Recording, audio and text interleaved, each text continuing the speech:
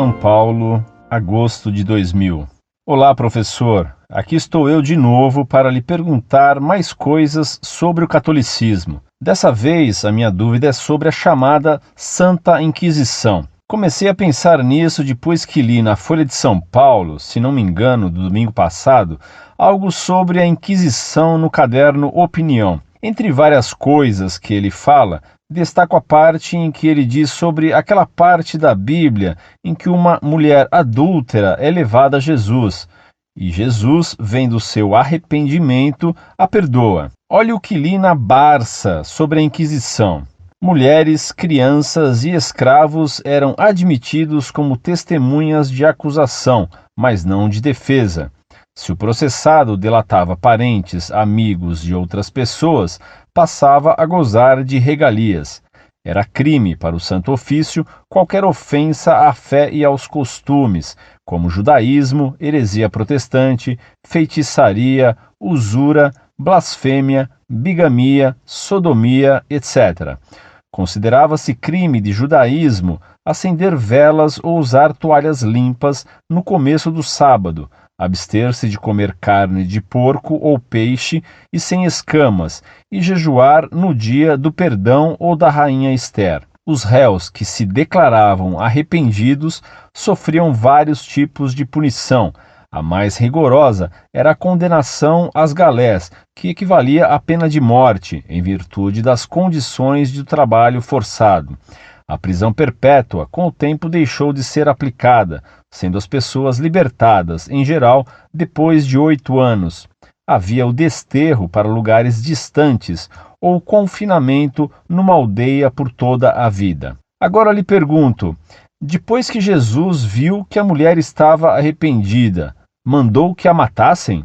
E outra coisa que estou pensando também, a Inquisição punia os hereges e os que se desviavam da ortodoxia católica, não é?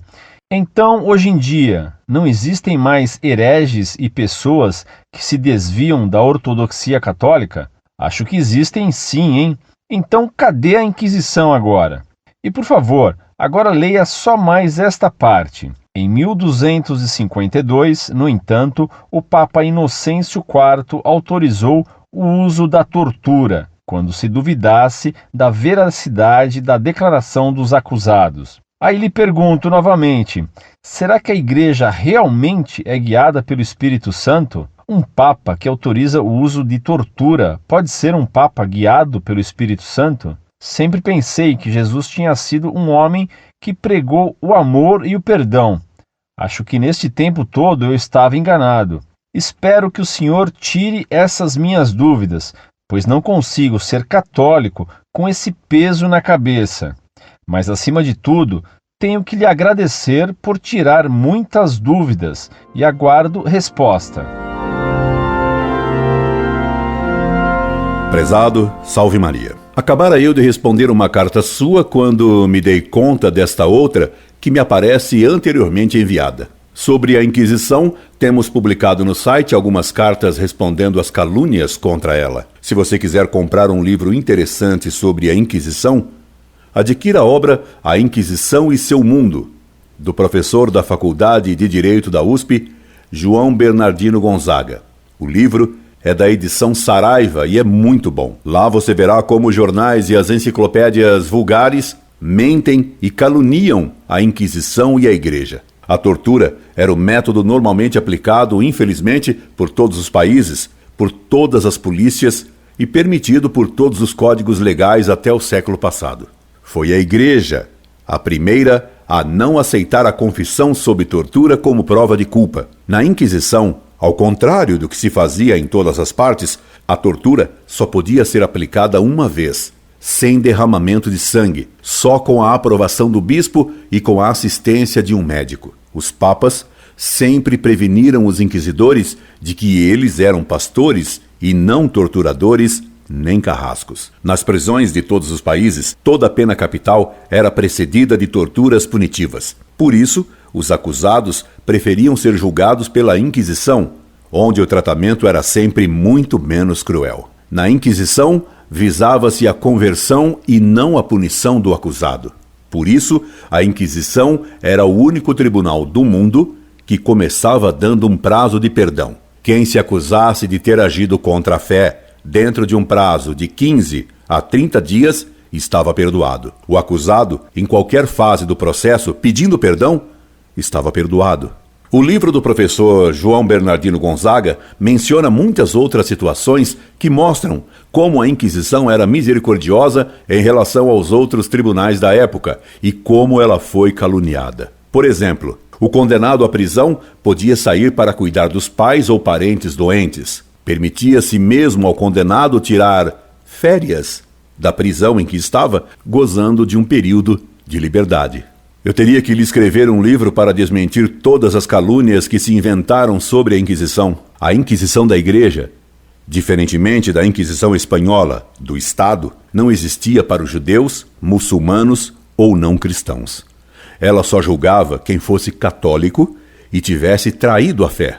Há textos de historiadores judeus que confirmam isso. George Sokolsky, editor judeu de Nova York, em artigo intitulado Nós Judeus, escreveu: a tarefa da Inquisição não era perseguir judeus, mas limpar a igreja de todo traço de heresia ou qualquer coisa não ortodoxa. A Inquisição não estava preocupada com os infiéis fora da Santa Igreja, mas com aqueles heréticos que estavam dentro dela. Nova York, 1935, página 53. O Dr. Cecil Rhodes, especialista inglês em história do judaísmo, declarou num fórum sionista em Buffalo, Estados Unidos: apenas em Roma existe uma colônia de judeus que continuou a sua existência desde bem antes da era cristã.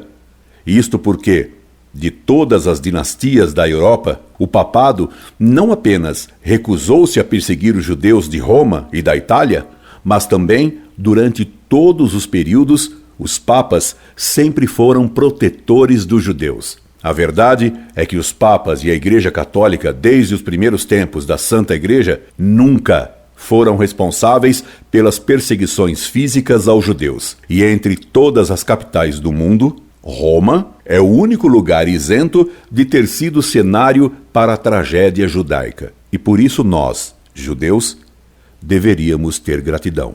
25 de fevereiro de 1927. Você me pergunta se Cristo era a favor da pena de morte, ao citar o caso da adúltera. Repare que Jesus não disse que não devia puni-la. Disse o contrário, que aquele que não tivesse pecado, atirasse a primeira pedra. Deste modo, Jesus confirmou a lei mosaica. O que ele condenou foi alguém desejar, individualmente, ser juiz e executante da pena capital. Mas quando Pedro cortou a orelha do servo, Cristo disse-lhe: Pedro, mete a espada na bainha, porque quem com o ferro fere, com o ferro será ferido. Mateus 26, 52, citando Números 35, 16.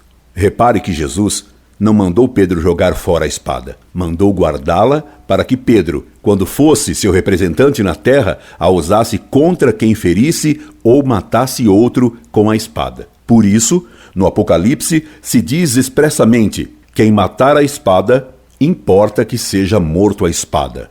Apocalipse, capítulo 13, versículo 10. E quando Pilatos julgava Cristo, disse: não me respondes? Não sabes que tenho o poder de te perdoar ou de te condenar à morte? Ao que Cristo lhe respondeu: tu não terias esse poder se não te fosse dado pelo alto. João, capítulo 19, versículo 10. Logo, Pilatos tinha o poder de condenar à morte, porque lhe fora dado por Deus. Cristo pregou, sim, o amor e o perdão. Só que o perdão só pode ser dado se a pessoa pedi-lo. Se teu irmão te ofende 70 vezes, 7 vezes, e pedir-te perdão, deves perdoá-lo 70 vezes, 7 vezes. E o amor consiste em desejar o céu para os outros, e não em não castigar os outros. Se uma mãe castiga um filho para corrigi-lo, ela o está amando. Leia no site a explicação que dei para um leitor sobre o amor e o ódio. Não. Você não estava enganado em crer na santidade da Igreja Católica. Ela sempre foi santa. Por isso, sempre foi e é odiada. Como Cristo, quando todos gritaram para libertar Barrabás e para crucificar Cristo, poucos ficaram fiéis a Nosso Senhor. Hoje também, Todos gritam calúnias contra a Igreja Católica, a única Igreja de Deus. Nunca apoie os gritos e calúnias contra ela, mas pelo contrário, repita sempre alto e bom som. Creio na Igreja, una, santa, católica e apostólica e romana. Peço a Deus que lhe conceda sempre a fé perfeita. Incorde Jesus Semper, Orlando Fedeli.